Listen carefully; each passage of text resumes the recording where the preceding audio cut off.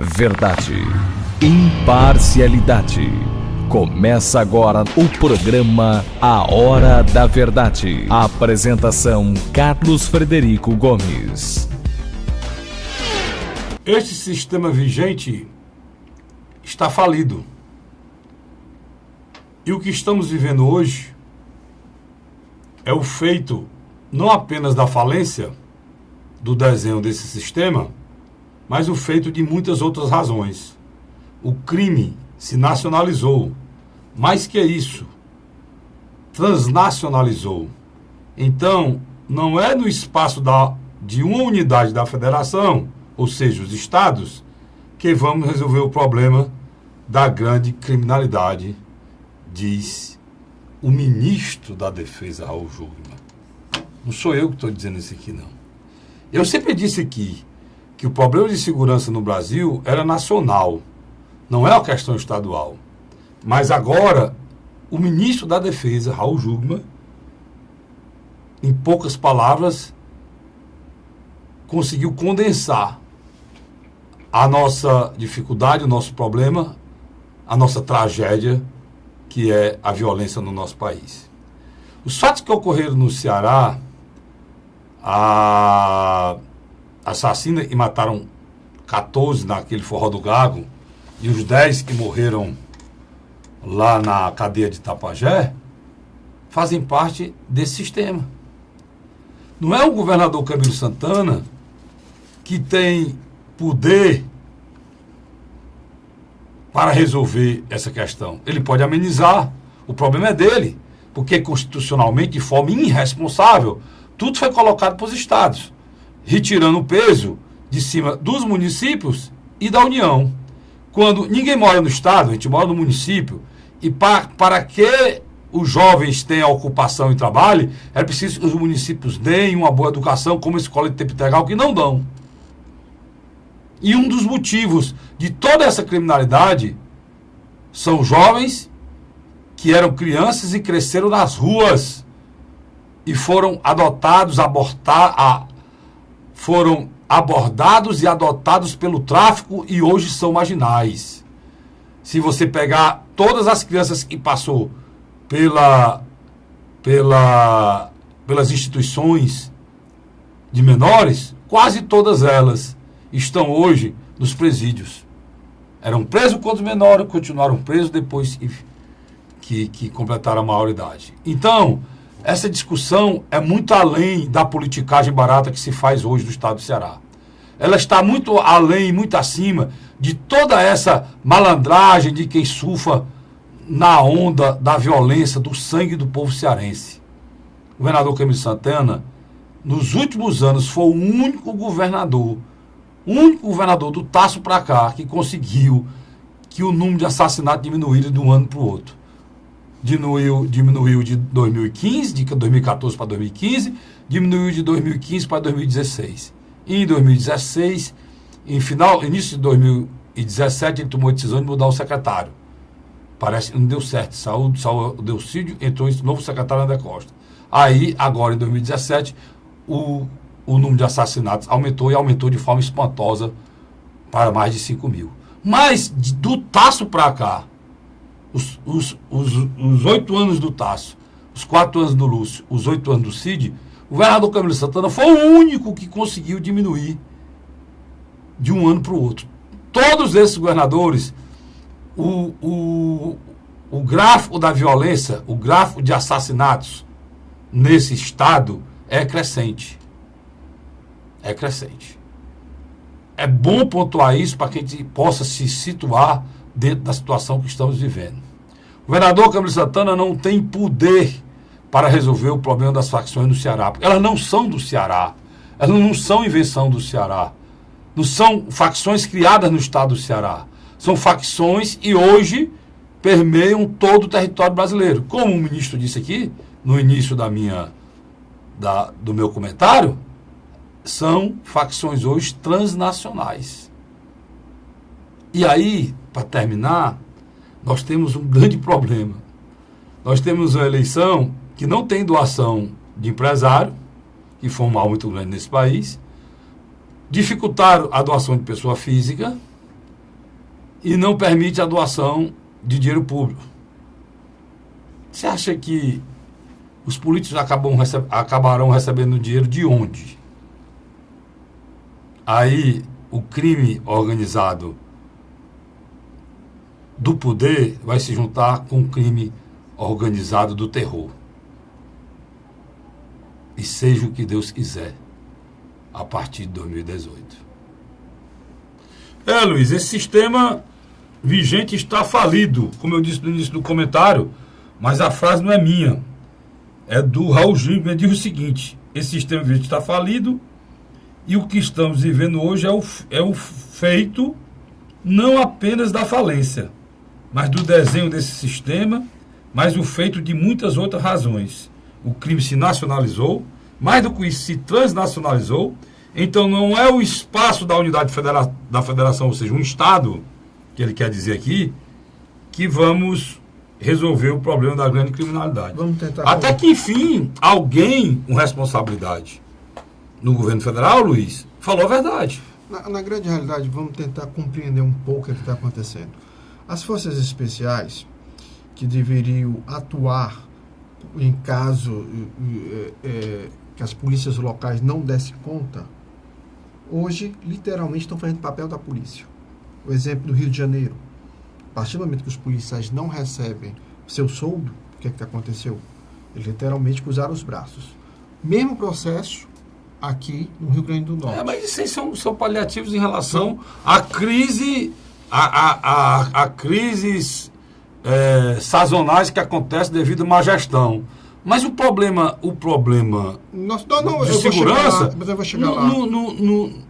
É muito além da má gestão. Pode ser a gestão que for, como um problema muito maior, como a gente sempre falou aqui, que ele era nacional. O bom dessa resposta aqui do Raul Jugman é a verdade e a franqueza de dizer que o problema não dá para se resolver no Estado.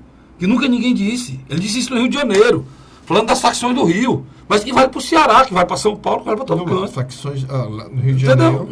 Literalmente, hoje que eu falo, nesses últimos dias, o Rio de Janeiro tem parado, literalmente em função das brigas entre... Fecharam lá a Avenida que vai para o aeroporto, lá. Deus, na altura da Cidade de Deus. A amarela lá. A linha amarela. A linha amarela fecharam várias vezes, teve tiroteio, a gente abandonou o carro.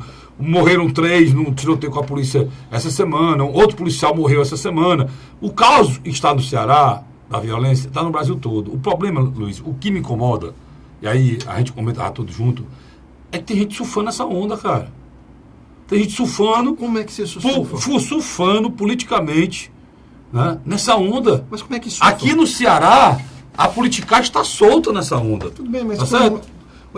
Porque se aponta o dedo, se culpa o governador para tirar dividendos políticos, quando o governador não resolve esse problema só. É problema do governador? É problema do prefeito? É problema do presidente da República? Mas o presidente da República, pronto, olha só, eu puxo o assunto aqui para tocar logo fogo. O presidente da República disse o seguinte, Luiz, preste atenção, preste atenção que tu vai ver. E como a Folha de São Paulo, em 5 minutos é uma notícia nova, ele deu uma entrevista longa lá pro Sistema UOL, eu dei, foi um print. Eu não acreditei no que essa criatura que chama-se Presidente da República Federal do Brasil disse. Tá aqui, ó. O presidente afirmou que cresceu muito a ideia de criar um Ministério da Segurança Pública.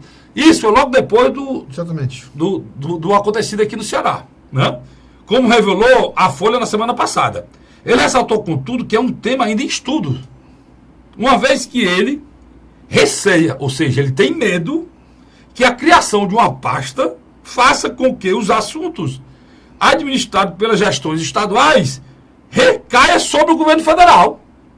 Quer dizer, ele praticamente diz o seguinte: esse é o problema deles. Se eu criar um ministério, vai ser problema meu. Então vou deixar o problema com eles. Por quê? A preocupação é de que se transforme em um assunto da União. Como se não fosse o assunto da União. É um assunto da União. Por exemplo, se o marido bateu na mulher, o responsável é o governo federal. Isso é uma molecagem, o presidente da República que diante de uma tragédia, Luiz, morreram 14 pessoas. Morreram gente inocente. Morreu um rapaz que estava vendendo um sanduíche na frente como todo mundo sobrevive, na frente do forró. um tiro na cabeça. Na delegacia. Um tiro na cabeça. Morreu, deram tiro numa criança de 12 anos. Assassinaram mulheres, não tinha nada a ver com a história. Sem dúvida. E porque tem gente, eu estou falando isso, porque tem gente que fala besteira, né? Diz, não, Deus, cara se mate aí, não sei o que, não é assim não, pessoal. Tem muita gente inocente morrendo. Agora, essa semana mesmo, logo depois de todas essas tragédias, uma facção procurou matar uma mulher de outra facção. Não encontrou, matou a filha dela, tinha 13 anos. Aqui. Vou ler a matéria. O pai perdeu o filho. Vou ler a matéria. O filho tirou a foto com um membro de uma facção e automaticamente Pronto. foi eliminado. Tem muita gente inocente sendo morta. É a barbárie tomando conta. Carlos, mas... Os 10 que morreram lá no Tapajé, tem gente dizendo, não, foi dentro da cadeia, se mataram, não sei o quê. E amigos. Não pode. Pode ter certeza de uma coisa, quem morreu foram os mais fracos. Não pode, mas isso não pode acontecer. Pois é. Não pode acontecer. E o desespero do pai, o desespero da mãe, da mulher, do preso que está sendo morto na cadeia. Quando o Raul Jungmann tenta colocar algumas pontuações que são obrigatórias, porque o que está acontecendo? Os governos estaduais, não estou falando do caso específico do Ceará, mas na sua grande maioria faliram no tratamento, no combate à violência urbana. Faliram. Na gestão, está entendendo? Já aqui no Ceará eu coloco um outro caminho. Eu acho que desde o próprio Cid até o Camilo, pegando até Lúcio, Tarso, Gereissati, houve uma tentativa de se acertar. Houve investimento. Você quer que eu bote um gráfico para você? Já que você tocou no nome deles, bora lá. Tarso Gereissati, 98, 941 mortos. 99, só para ilustrar o que você está dizendo. Segundo governo Tarso. Não. Terceiro governo. Segundo ano do Tarso. Não. Segundo... O primeiro ano foi 97, eu tenho aqui de 98 para cá. Tudo bem. Eu tenho aqui 6 anos, os 2 primeiros anos eu não tenho, 97 e 96, você quer dizer, né? Tudo bem. Pois pronto, que é o segundo governo Tarso, o segundo e terceiro são juntos, né? Vamos lá. 941, 98. 99, 1108. 2000, 1229. Ainda era Tarso.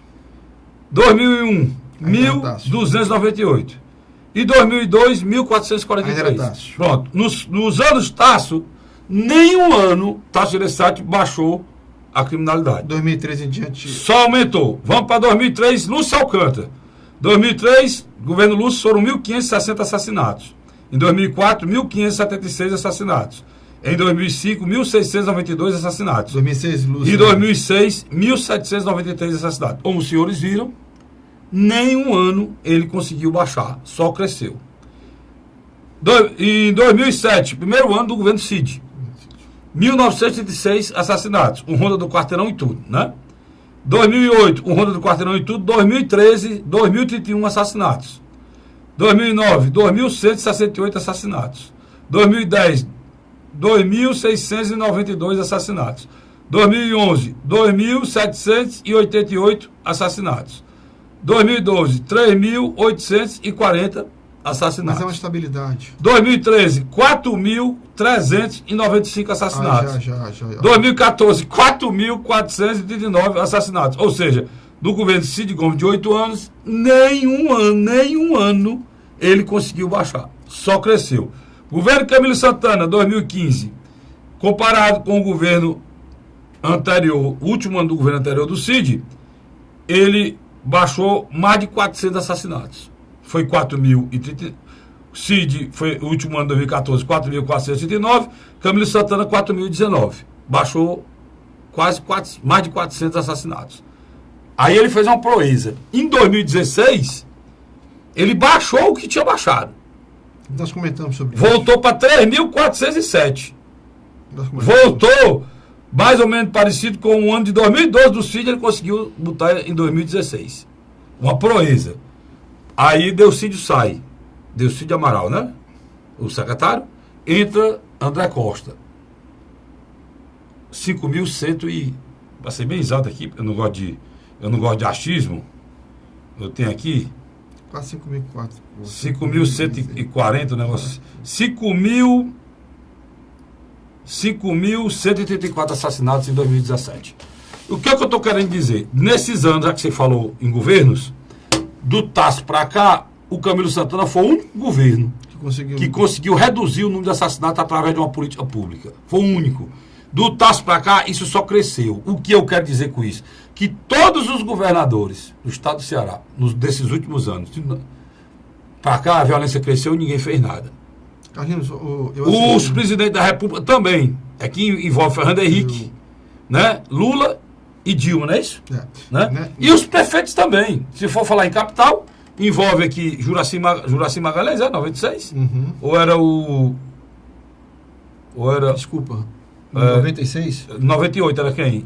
Juraci. Depois vem o Juraci. O Juraci se elege elege-se em 96, se reelege em 2000. Ele fica de 97 a 2004. Aí 2004 quem é? 2005 a 2012 é Luziane Lins. Pronto, então Juraci, Luziane Lins e agora Roberto Cláudio.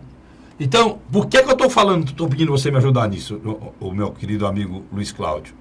Porque, cara, quem é o responsável por tudo isso? São todos eles. Carlos. Porque a política de segurança pública, essa tragédia que abate sobre o nosso país, é igual à saúde.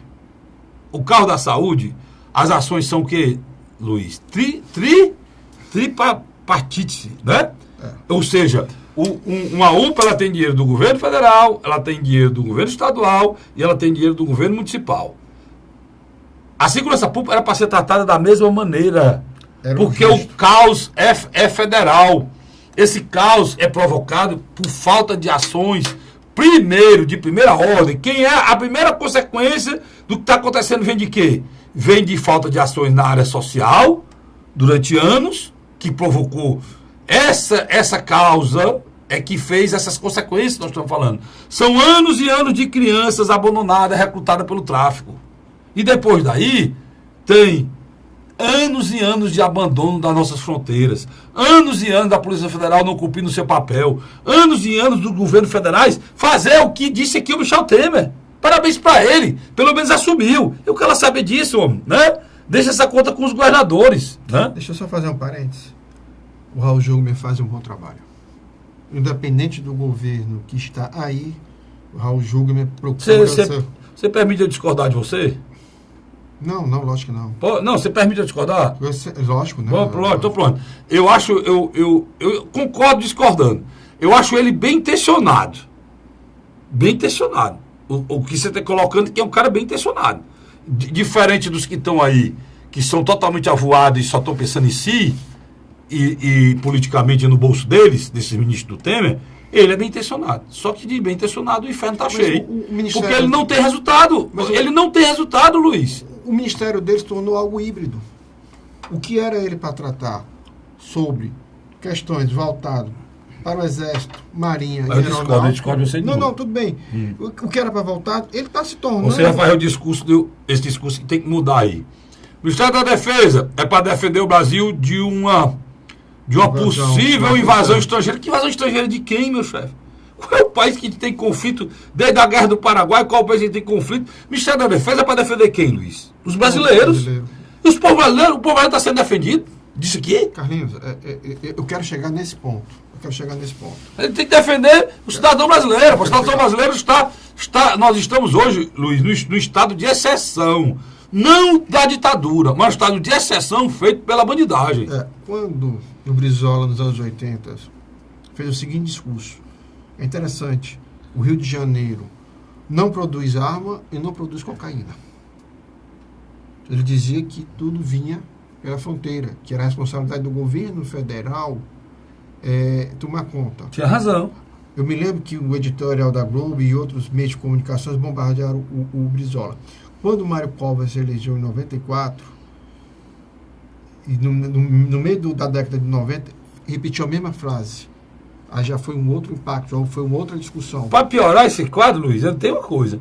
O André Costa, o nosso secretário de Segurança, em cima do que você está falando, quem é para fazer isso aí? É o Ministério, né? As Forças Armadas, né? Polícia, Aeronáutica, Marinha e Exército, né? Essas fronteiras. Mas também, Luiz, a Polícia Federal, cara. O André Costa, que é da Polícia Federal, o nosso secretário de Estado, disse que nos últimos anos a Polícia Federal está toda voltada para a corrupção. Praticamente abandonou o tráfico de droga. A área de inteligência ministerial toda para corrupção. E aí, meu irmão? Por quê? Não, e perfeito. Só que o presidente da República tem que mandar dinheiro para a Polícia Federal para criar um batalhão especial, se o diabo for, para ver a questão do não é nem de tráfico de droga. O tráfico de droga já é a consequência de um crime organizado. E fala o tráfico de arma, de droga, de gente, né? De gente, tudo envolvido.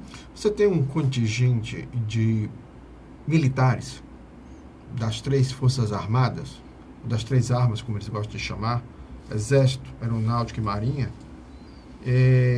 com capacidade de atuação, certo? Esse inimigo já atravessou a fronteira há muito tempo. Hoje o Exército do Brasil troca tiro com o narcotráfico no norte. Ele disse no norte. Ele disse bastante aqui que é transnacional. Mas ele, como ministro da Defesa, não toma. Esse pessoal do presidente Temer, eles são muito parecidos. O ministro Jardim disse uma frase também parecida, né? Eu me esqueci que foi a frase que ele disse uma frase de impacto, mas não faz nada. Mas não faz nada. Essa frase é de impacto. Se está falido, cabe quem? Ao governo federal liderar, pá.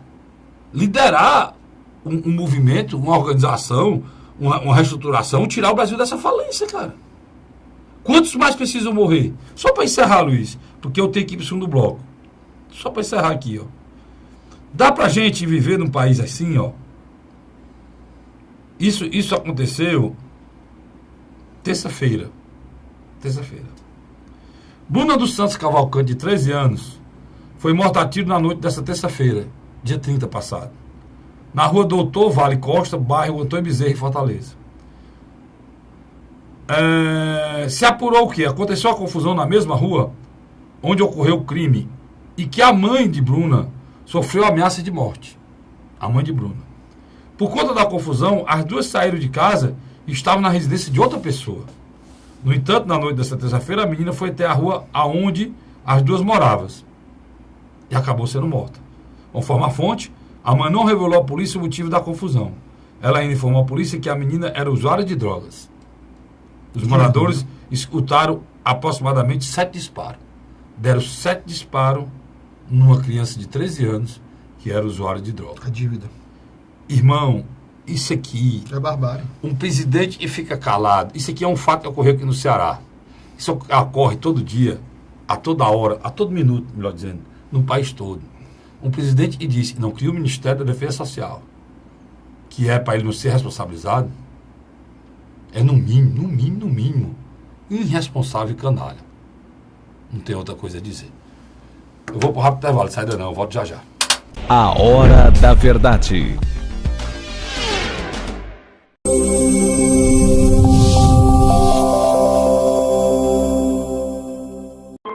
A Assembleia Legislativa começou a campanha Ceará Sem Drogas.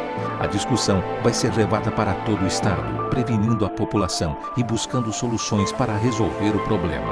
Participe da campanha. Juntos ficamos mais fortes para combater essa verdadeira tragédia que destrói famílias, futuro e muitas vezes a própria vida. Ceará Sem Drogas, uma luta de todos nós. Assembleia Legislativa do Estado do Ceará. José de Arimanteia, Uruoca. Acordo 8 horas, 9 horas, aí carrego o carro e vou lá pegar água. Aí sai distribuindo os comércios. Estrada dessa, ó, para gosto de você andar, ó. Você não gasta pneu, tem economia no bolso e anda rápido. Sertanejo pega uma estrada boa, fica feliz, fica potente. Assim como o trecho que liga Uruoca a Martinópole, o governo do Ceará está fazendo mais de 1.000 quilômetros de estradas mais importantes da vida de muita gente. Governo do Ceará.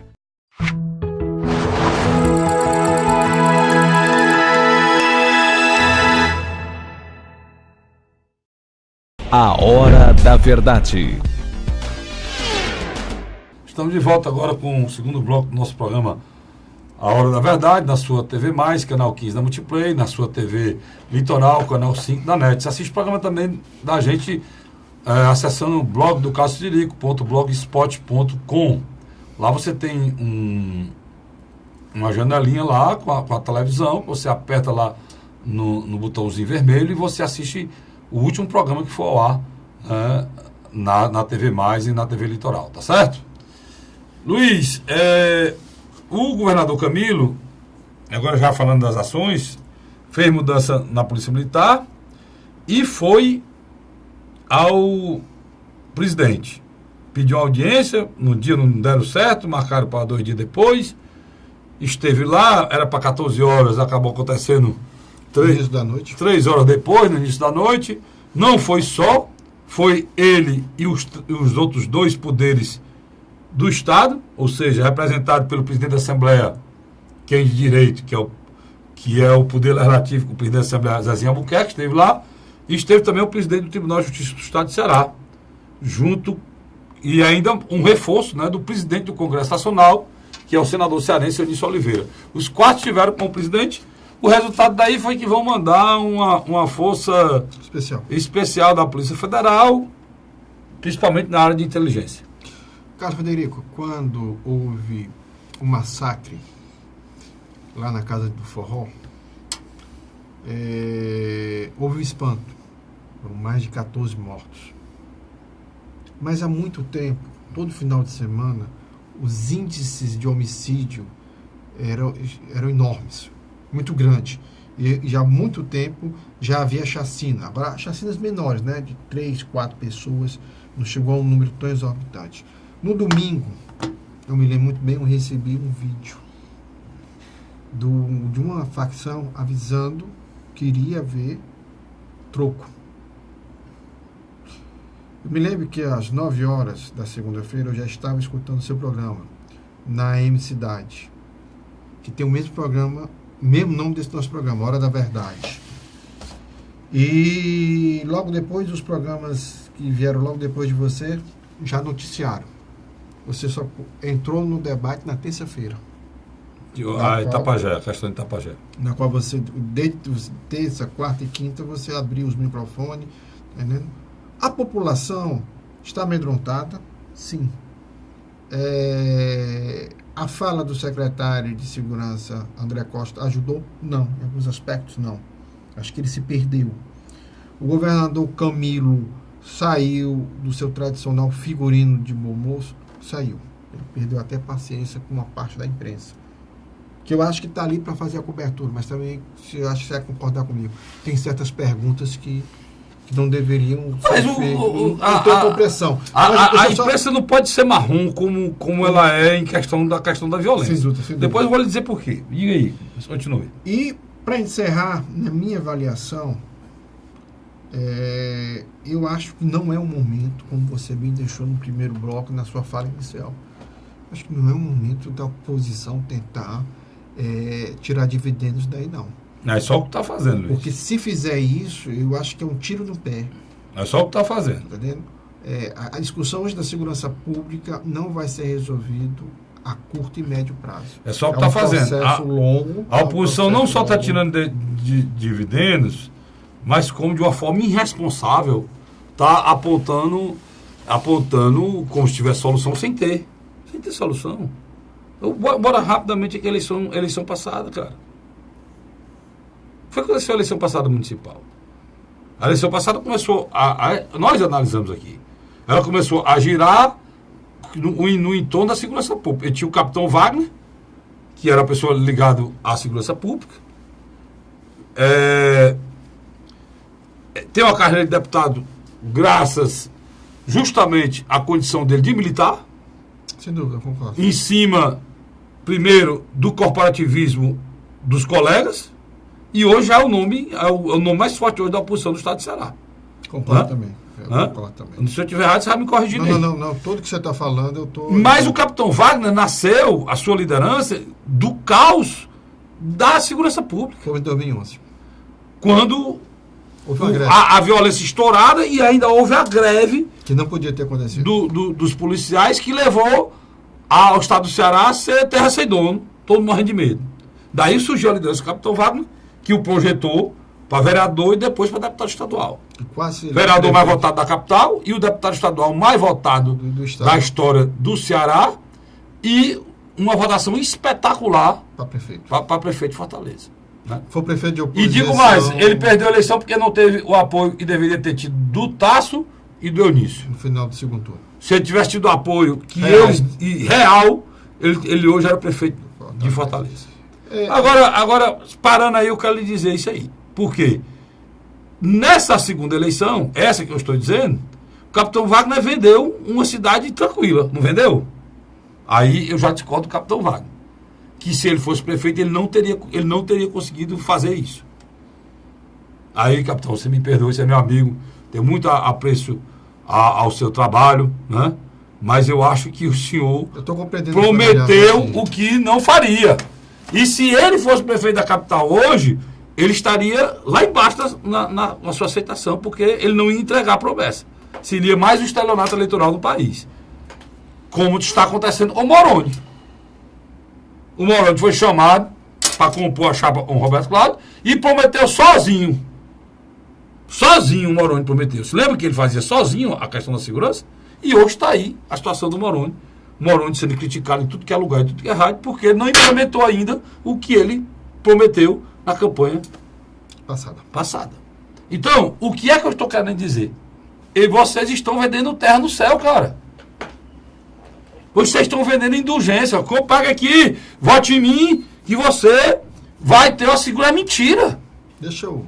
Não é você votando no prefeito que você vai ter isso. Nem votando no governador que você vai ter isso. Nem votando no presidente da República que você... Não, cara, não tem solução. Tem.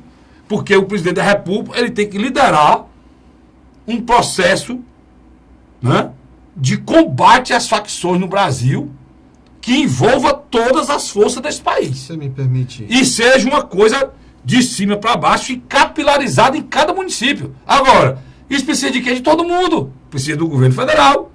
Para fazer no governo do estado, precisa do governador. Para fazer no município, precisa do prefeito. Né? Precisa do secretário de segurança. Precisa do ministro da Defesa. Do Exército, Marinha e Aeronáutica. Precisa do Supremo Tribunal Federal. Né? Precisa do Superior Tribunal de Justiça. Precisa de todos os tribunais. Precisa de todas os fóruns. Precisa de todas as delegacias. Quer que o governador Camilo... Qual a sua providência que o governador Camilo tomou aqui? Chamou o presidente da Assembleia. Nós não podemos votar leis para mudar, porque no Brasil não é igual nos Estados Unidos. Nos Estados Unidos as leis, a segurança é entregue ao governo, mas o governo tem poder de mudar as leis do Estado na área criminal. Aqui não. Aqui não. É o governo federal. Mas ele chamou o presidente do tribunal e fez o acordo com o presidente do tribunal para os casos que envolver facções, o julgamento seja rápido. O governador Camilo Santana, ele consegue tirar água de pedra. Um estado, literalmente, há 6 anos na seca, ele tem conseguido levar, tá entendendo? Por exemplo, nós não estamos vendo mais aquelas cenas horríveis que a gente via nos anos 90, que a população com fome, né, Carlos Frederico, invadia os depósitos de mantimento de comida. A gente não vê mais essas cenas, tá entendendo? Verdade. O funcionarismo público cearense está recebendo em dia. É aquilo que você coloca muito bem. Ele até aumentou o número de funcionários concursados. Principalmente da polícia. Polícia Civil, Polícia Militar. Certo? Do outro lado, ele tenta criar pontes. Por exemplo, ele é de um partido que, teoricamente, é oposição ao governo federal, mas ele consegue dialogar com o governo federal numa discussão republicana. E aí, é isso aí, Luiz? Só para finalizar, e você vai concordar comigo. Vamos tirar o chapéu. Eu fiquei abismado com a capacidade do senador Eunício de Oliveira de compreender a situação e ver o socorro da população cearense. Mas tu sabe o que é isso aí? Isso aí eu vou te explicar o que é. Isso aí é um governador que é diferente dos demais. Me perdoe aí o Cid e o Tássio. Se essa situação fosse com o Cid e com o Tássio, esse encaminhamento podia até ser feito, mas não com a velocidade que o Camilo faz. Por quê? Porque o Tássio... É humildade, né? Pronto. O Tássio e o Ciro são mais... O Tássio e o Cid, né? São os 2 últimos governadores. Junto com o Lúcio Alcântara. Eu tô indo lá pro Tássio, porque o doutor Lúcio acha que podia fazer. O doutor Lúcio podia fazer. Mas o Tássio e o Cid, como eu conheço a maneira que o caráter, a maneira que eles são, eles não iriam atrás do Michel Temer. São mais né? vaidosos. A vaidade de uma liderança política, você consegue medir. Né? Carlos, quer dizer que o Camilo não é vaidoso? Não. Não é isso. Talvez o Camilo tenha um senso de responsabilidade que ultrapassa qualquer vaidade. Isso é que eu admiro o governador Camilo. Se fosse preciso levar um chá de cadeira lá de 8 horas, ele levaria. Mas ele não deixaria de levar a angústia do povo cearense lá para o governo federal. Porque ele sabe que ele sozinho ele não tem como resolver. Vamos ser práticos, Luiz, vamos ser práticos. Olha, vamos falar, aqui esse programa ele é aberto e é a hora da verdade. E ele vai ser sempre assim, que ache certo ou que alguns políticos acham errado, outros acham certo. Porque a verdade, ela não pode ser vista, viu, pessoal? A verdade, vocês são meus amigos que me acompanham, a verdade ela não pode ser vista com olhar partidário, não. Olhar partidário não enxerga a verdade, só enxerga interesse. A verdade tem que ser despida de partidarismo.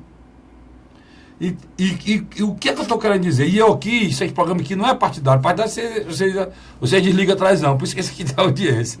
Né? O que eu estou querendo dizer é que essa visão de Estado, essa visão do que está acontecendo no país, todo mundo que tem lucidez enxerga a mesma coisa, Luiz. Todo mundo enxerga a mesma coisa, Luiz. Agora, você querer surfar numa onda de violência e colocar que um governador sozinho tem capacidade de resolver isso, não tem. E o governador sabe disso. E entrando nas minúcias da discussão, vamos entrar aqui, vamos falar a verdade. A questão do bloqueador de celular. Fala que o governador Camilo não fez, né, Luiz? O que está acontecendo? Ele mandou para a Assembleia vários vídeos e textos apócrifos. O que é um vídeo e um texto apócrifo, caro telespectador desse programa? Não tem a digital de quem faz. Principalmente no WhatsApp. É uma notícia mentirosa. O que é que acontece? Estão tentando aí dizer que o governador Camilo Santana literalmente desmontou a Polícia Civil. Isso é absurdo. Não, isso a Polícia Civil ela passou a existir depois que ele assumiu. Isso é absurdo. Porque o maior número de contratação quem fez agora nos últimos anos foi ele. Mas aí o que. A Polícia Militar teve agora reposição de equipamentos. Nossa, equipamento, Luiz, olha, a Polícia Militar. Não, estou dizendo, a Polícia Militar no ano saiu policiais formados, tem policiais sendo formados e tem policiais iniciando formação. O governador entregou 650 carros agora. É uma polícia que não falta nada. Sem dúvida. Nada. Eu entrevistei o comandante da Polícia Militar no meu programa de rádio e o comandante disse, olha, o que o governador tinha que fazer, ele fez. E fez. Daqui para frente, se não der certo, a culpa é nossa. Comandante da Polícia Militar. E é um fato, cara. Vai negar um fato que o governador fez? Ele fez. O que pediram, ele fez. Eu estou querendo entrar no ponto, tacar o dedo na ferida e rodar. Dizem que o governador não bota o bloqueador, porque se ele botar o bloqueador, a cidade pega fogo. É verdade. Eu acho também que ele não bota, a cidade pega fogo. Porque, primeiro, você teria que não permitir que eles entrassem. Não se consegue. Por quê? Porque há a corrupção na polícia. Há a corrupção nos agentes. Dia desse foi preso 3 agentes. Essa semana passada foi preso 3 agentes aqui no estado de Ceará. Nem noticiaram, mas foi. Então, o que é que eu tô... Dentro da delegacia de Itapá já tinha revólver. Tinha pronto, você acabou de dizer. E lá tem um aparelho de raio-x que funciona. E que alegaram que não funcionava, porque não tinha que operar. É mentira. O cara está lá só para... Não tem o que operar no aparelho de raio-x, não. É mentira. Simplesmente... Não havia interesse. Desculpa, não havia interesse que funcionasse. Eu estou querendo dizer para vocês o seguinte... Se o governador tivesse o apoio decisivo de um presidente e dissesse, governador, bloqueia o celular da sua cadeia e eu vou mandar para lá 30 mil, 40 mil homens do exército, pode bloquear buscar, ir atrás, caçar, encarcerar, e se tocar tiro com a polícia, revidar nas facções, se tiver esse mapa, né? Que a gente dá para tudo. O governador pode fazer isso? Ele pode? Tem um governo que ajude isso aí, ô Luiz? Tem? Um governo que moralmente nem se fala, né? Não tem, cara. Mas, Carlos, não tem. Por quê? Por que, Cássio, diria que é assim? Porque, meu filho, nós temos 3 mil, 4 mil, 5 mil, 10 mil policiais em Fortaleza. Fortaleza são 2 milhões de habitantes. Eu estarei errado em dizer em cada quarteirão tem um bandido? Estou errado em dizer isso? Deixa eu fazer um questionamento aqui. Não estou. Em cada quarteirão tem bandido, infelizmente é um fato. É um fato. O nosso país tem a 3ª maior população carcerária do mundo. E digo para vocês, tem 10 vezes mais bandido solto do que preso. Deixa eu lhe fazer um questionamento. Essa crise que hoje passa o estado do Ceará na área de segurança pública foi uma demonstração clara de que o governador Camilo e o senador Eunício de Oliveira estão trabalhando conjunto? Eu não sei, Luiz. Você fechar lá aquela coisa e tal, eu não sei. Eu acho que sim. Não, que ele foi junto lá, e trabalhando junto ou não, ele teria que estar junto lá com ele. Luiz, olha, eu cobro muito, sabe o que é? Eu cobro muito atitudes republicanas. Sem dúvida. Eu cobro atitudes nobres. E para mim, não deve ser enaltecida não, cara. Não, mas aí que eu... Por que não deve enaltecer a postura de ninguém? Porque é a obrigação dele. O cara é senador do estado do Ceará. Ele não é senador do estado. Ele, se fosse adversário do governador, ele deveria estar apoiando o governador. Com certeza, eu também concordo com você. Por exemplo, o Tasso deveria ter ido para lá. Por que eu estou dizendo isso? O Pimentel deveria estar lá. Os 3 senadores deveriam estar lá. Porque é um problema feito a gente. E esses caras foram eleitos com o voto da gente. O Luiz, eu me lembro demais, cara. Eu passei 2 anos lá na Espanha. E na Espanha tinha muita violência feita os anos, eu passei lá, 2000, 2001, esses 2 anos. Estava muito forte o movimento do ETA. Né? E havia muita explosão, muita bomba e muito assassinato. Né? Assassinato era assim, o cara passava, entrava no local, tinha um policial, tinha um agente do Estado, o cara vem com a pistola detona. Né? A pistola e mata. O que acontecia? Lá são 2 partidos, é o PSOL e o PP. O que acontecia lá? O PP esculhambava o PSOL, era? Ou o PSOL esculhambava o PP, dizendo que o outro é responsável? Não, Na época era o Aznar, se juntava o Aznar e o Zapateiro, de braço dado, com a população, e ia para o meio da rua. Eu acho que o caminho é esse mesmo. Todos juntos dizendo que não tinha medo deles. O caminho é esse. Aqui, praticamente o cara se alia ao comandante lá do crime organizado para esculhambar o governador. Aí, meu irmão. É um equívoco. Total, Luiz. Total. O que a gente precisa é que os homens de bem se unam, né? Para poder nos defender. Vocês, a leitura de vocês é turva. É turva. Né? Infelizmente, mas é turva. Né? Eu vou para um rápido intervalo e volto já falando da questão aqui estadual e da pesquisa para presidente da República, que com prisão, sem prisão, com condenação a mais ou a menos, ele, o Lula, continua liderando. Eu volto já. A Hora da Verdade.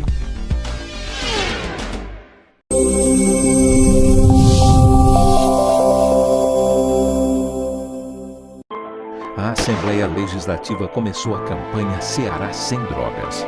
A discussão vai ser levada para todo o estado, prevenindo a população e buscando soluções para resolver o problema. Participe da campanha.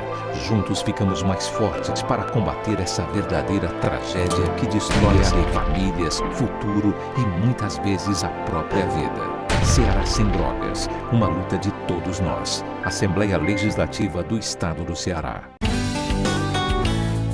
José de Arimateia, Uruoca. Acordo 8 horas, 9 horas, aí carrego o carro e vou lá pegar água. Aí sai distribuindo os comércios.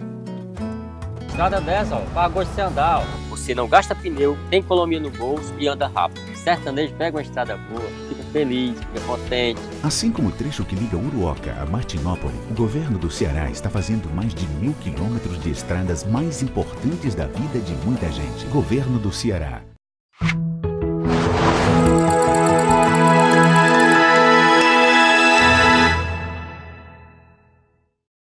A Hora da Verdade.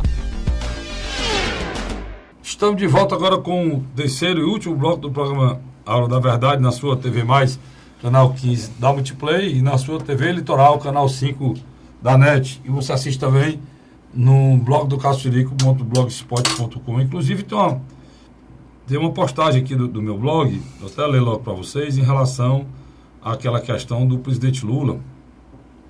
Né? Que país é esse? Que país é esse? Tá aqui para você conhecer aqui, ó. Tá aqui o layout do blog do casturico.blogspot.com. Eu falei para você que você assiste esse programa, se você der uma subidinha aqui, ó, bem aqui, ó. Bem aqui, você tá vendo aqui, televisãozinha aqui, você clica aqui, você assiste esse programa, um som de qualidade, enfim, do mesmo jeito que você assiste a sua TV digital. Tá certo? E deixa eu botar aqui, que país é esse? E é um artigo que eu fiz falando sobre a questão do Lula, do julgamento do Lula, né? Logo depois do julgamento, houve reações, e eu falo dessas reações nesse julgamento aqui. Espero que essa candidatura não dependa de Lula, afirmou o ex-presidente. Essa candidatura só tem sentido se vocês forem capazes de fazê-la, mesmo que aconteça uma coisa indesejável. Está falando aqui da possível prisão dele. É colocar o povo brasileiro em movimento, ou seja, colocar o povo nas ruas para protestar e para ampará-lo e protegê-lo, né? Com esse chamamento, e no meu entender é irresponsável, e comparando-se a Jesus, que foi condenado sem se defender quando ainda era recém-nascido, ele fez a comparação, infelizmente, mas fez, o ex-presidente Lula ratificou na reunião da executiva do PT em São Paulo sua estratégia de usar o sistema eleitoral e agir como a líder da democracia brasileira para se proteger, como eu falei no início aqui. Afirmou também que agora não é só o juiz Moro, que tem complô contra ele e o PT, mas também se diz vítima de uma trama premeditada a partir de um pacto entre o Poder Judiciário, a mídia e as instituições. Agora o discurso de vitimização envolve todas as instituições e vão transformando o nosso país em um grande circo, eu acho, né? Onde a população, nós somos a plateia. Nós somos a plateia. Ingênua, que é usada como massa de manobra por políticos inescrupulosos seguidores de Lula. Quando eu falo político inescrupuloso seguidor do Lula, e vale aqui um reparo, eu não estou falando de todo mundo que é do PT, não. Eu estou falando de meia dúzia que o cerca e que o orienta para que ele faça isso. Por exemplo, homens de bem como Camilo Santana não estão nesse meio aqui. Deixar isso bem claro aqui, né? Camilo Santana cumpre a sua função partidária e vai lá comparecer, é a sua função partidária. Agora, ele não orienta, nem acompanha, nem indica nada do presidente Lula. Então, estou sendo bem claro para que as pessoas possam entender. Só sabe de que eu estou falando. Estou falando de Gleisi Hoffmann, eu estou falando daquele senador lá do PT do Rio de Janeiro, Lindenberg Farias, né? Me ajuda aí, Luiz. Eu estou falando do Paulo Akamoto, estou falando desses caras que querem, né? E eu continuo dizendo que é triste, é muito triste. O PT, não só votei no Lula, como admiro, né, o PT. Porque o PT, é triste ver um partido como o PT, que foi protagonista no processo de redemocratização brasileira, se aventurar em uma saga eleitoral de um condenado da justiça. O cara é condenado da justiça, mano. Que pode levar o nosso país a uma crise institucional sem precedente. Que país é esse em que os vassalos são presos sem condenação? Quem são os vassalos? Então, presos sem condenação. Tem não sei quantos. Eike Batista está preso sem condenação. O Eduardo Cunha está preso sem condenação. Vai falando aí. Tem vários, entre outros. Entre outros aí que foram presos sem condenação. Marcelo Odebrecht foi preso sem condenação. Léo Pinheiro foi preso sem condenação. Tem não sei quantos presos aí sem condenação. Pois é, que país é este em que os vassalos, né? Os vassalos dele estão presos sem condenação e o rei, o chefe maior da tirania, ou seja, o Lula, já está condenado e não vai preso. Eu não consigo entender. Eu não consegui entender. E julgado em segunda instância. Né? Paulo Maluf está preso. Já há um questionamento de alguns juristas que dizem que quando terminar os embargos, ele deveria ser... Por mim, eu vou ser bem sincero para vocês, por mim, o meu sonho é que o Lula fosse candidato e perdesse a eleição, o povo brasileiro dizer o seguinte: olha, uma pessoa que é condenada por corrupção, por lavar dinheiro, não pode mais presidir o nosso país. Esse seria um sonho. Mas parece, e ser honesto nesse país, pouco importa. Para ser político, pouco importa. Pode ser ladrão mesmo e não tem problema nenhum. Por quê? O Luiz vai dizer agora, diga aí, Luiz. Durante essa semana, uma coisa nos chamou muita atenção, que é a história de que uma pesquisa do Datafolha coloca o ex-presidente Luiz Inácio Lula da Silva ainda à frente dos seus principais concorrentes. Muito à frente. Muito à frente. Ele teria entre 34% a 37%. Você tem os cenários aí? Tenho, sim. Vou passar. Porque se não tiver, eu dou um site e tem todos os cenários aí. Não. Você vai na Folha de São Paulo, tem 8 cenários, né? São 9. 9 cenários. Eu botei em todo o cenário, porque nós temos o tempo ainda, dá para a gente analisar aqui e aproveitar a sua capacidade técnica, individual, sua capacidade de análise como cientista político do que pode acontecer nas eleições, Luiz, para a gente mostrar aqui e fazer essa divulgação. Está aqui. Não, vai de um por um aí, bote aí. Você bote aí. Na grande realidade... Vamos cenário por cenário aí. O primeiro cenário, Luiz. Eu vou botar aqui num cenário que, na minha avaliação, seria de alguns candidatos que já estão... Você quer botar no cenário mais plausível, mais realista. Se você começar a botar, eu vou colocar aqui no cenário que eu acho que é mais plausível, que é o cenário 3, onde tem Lula, Jair Bolsonaro, Marina Silva, Geraldo Alckmin, Ciro Gomes e Álvaro Dias, Fernando Collor. Eles colocaram o Luciano Huck, mas tudo bem. Esse aí eu acho é improvável. Mas foi um erro. Não, mas não é um erro não, ele é o candidato da Globo. Vamos lá. Na estimulada, nesse cenário aqui 3, na estimulada, o Lula chegaria a 34%, Jair Bolsonaro chegaria a 16%, Marina Silva chegaria a 8%, Luciano Huck 6%, Geraldo Alckmin 6%, Ciro Gomes 6%, Álvaro Dias 3% e Fernando Collor, Manuela Dávila, Henrique Meirelles e o João Ameondo do Partido Novo teria 1%. Quando você retira a figura desse cenário, Lula, como é que ficaria? Ficaria Jair Bolsonaro, na estimulada, 18%, sobe só 2%. Marina Silva dá um crescimento, vai para 13%. Ciro Gomes também dá uma esticada, sai de 6%, vai para 10%. Luciano Huck cresce 2 pontos, vai para 8%. O Geraldo Alckmin também cresce 2 pontos e vai para 8%. Álvaro Dias fica na casa dos 5%. Fernando Collor, 2%. Manuela Dávila, 2%. Jacques Wagner como candidato do PT, 2%, Henrique Meirelles, 1% e Paulo Rabelo de Castro do PSC, 1%. É bom esse cenário aí, porque ele bota um candidato do PT. Tem uns que não botam errado, né? Porque você tem que botar o candidato do PT, porque senão você tirou o Lula, tem que ter o candidato do PT. Você tem uma coisa que no início eu não compreendia. Eu até aceitava, mas não compreendia. Mas você me fala de uma coisa que agora eu tenho que dar o braço a torcer. Você dizia o seguinte: poxa vida, a Marina Silva tem um recall eleitoral, é fácil. Ela participou da eleição de 2010 e 2014. O Geraldo Alckmin está diariamente na mídia por ser o governador do estado mais rico do Brasil. Simplesmente ele governa o estado e tem o volume de recursos é o PIB da Argentina.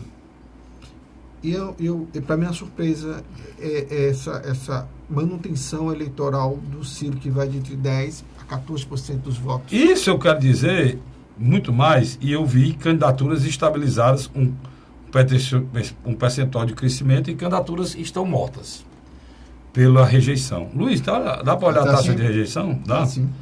Mas o que eu estou querendo dizer? O Ciro vive hoje, acho que um momento mais efusivo. Né? Dos candidatos competitivos é que tem rejeição menor, de 21%. Pronto.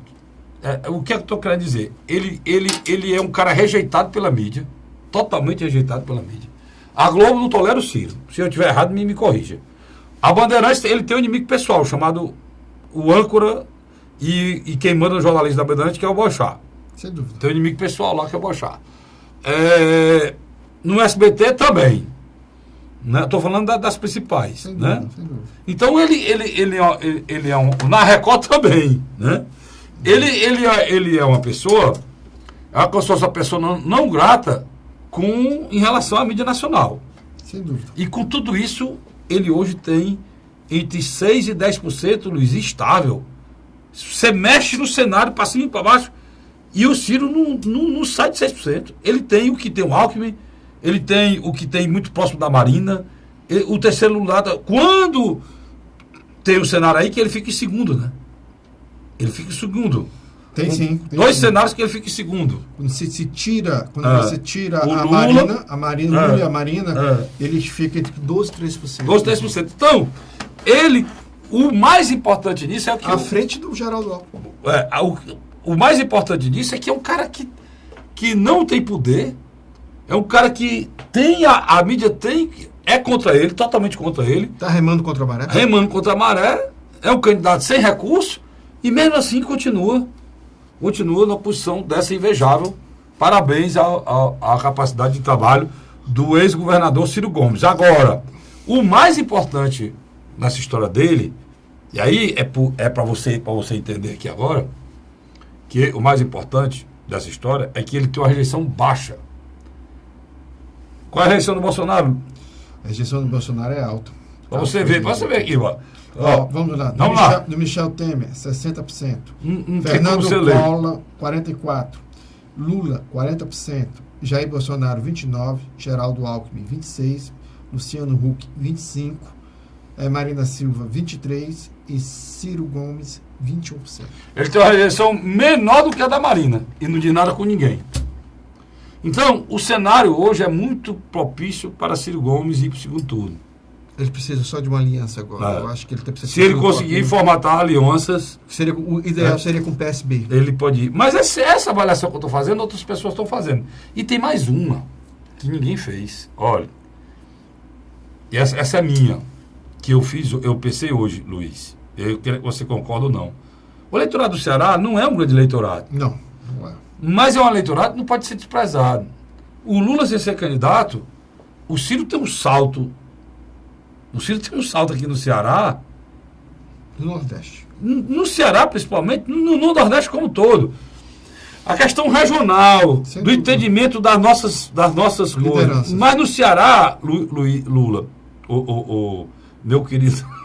O eleitor... Me chamei de Lula. O eleitor nordestino, me chamei de Lula. O eleitor nordestino sabia que o Lula tinha sido construída a carreira política dele em São Paulo.